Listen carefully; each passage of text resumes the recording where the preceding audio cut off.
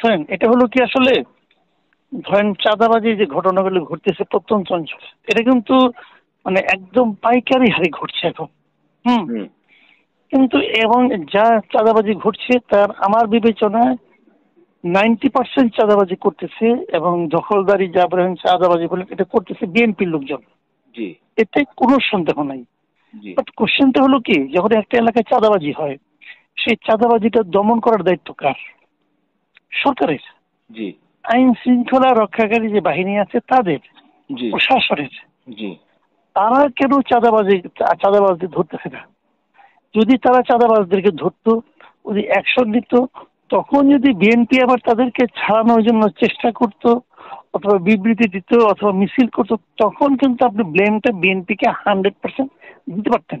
এখনো যে বিএনপিকে আপনি দোষ দিবেন না তা না, বিএনপিকে দোষ দিবেন, সেগুলো বিএনপি তার নিজের দলের উপর কন্ট্রোলটা কেন স্থাপন করতে পারে নাই, এই জন্য বিএনপিকে অবশ্যই দায় নিতে হবে।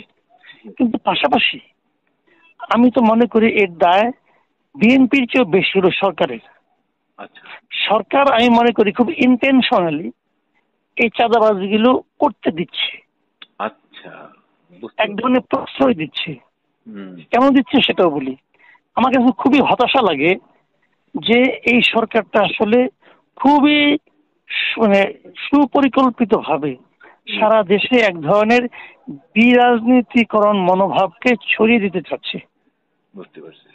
তারা মানুষের মধ্যে মানুষকে বলতে চাচ্ছে যে রাজনৈতিক দলের কাছে এই দেশটা নিরাপদ নয়।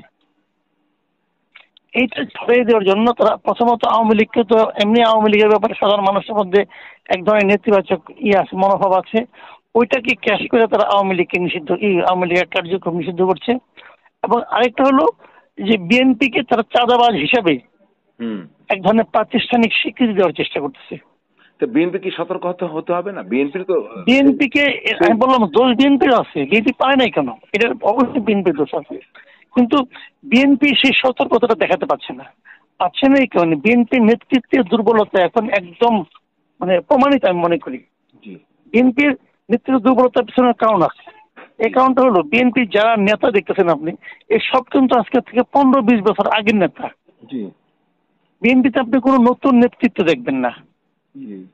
দেখেন আপনি যতগুলি নেতা আছে, বিএনপি যখন 2001-এর সময় যারা ক্ষমতায় ছিল ওই সময় যারা নেতা ছিল তারাই এখনো নেতা।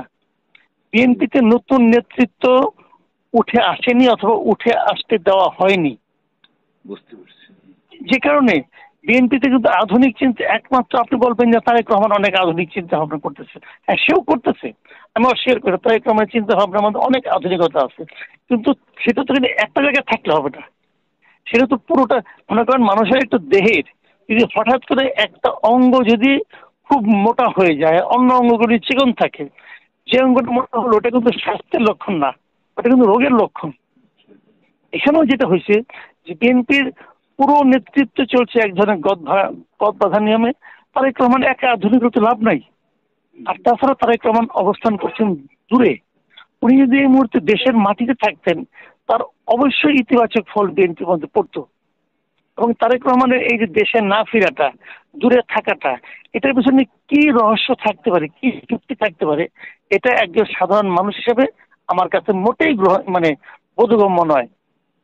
আমি তারেক রহমানের দেশে না আসাটার তীব্র সমালোচনা করি এবং মনে করি যে ওনার এই কাজটা মোটেই ভালো হচ্ছে না। এটার মাধ্যমে উনি প্রমাণ করতে পারেন নাই যে দেশের মানুষ নিয়ে, এই দেশ নিয়ে উনি আসলে যে খুব চিন্তিত অথবা উনি খুব এর সঙ্গে সম্পৃক্ত হতে পেরেছেন, এটা প্রমাণ করে না।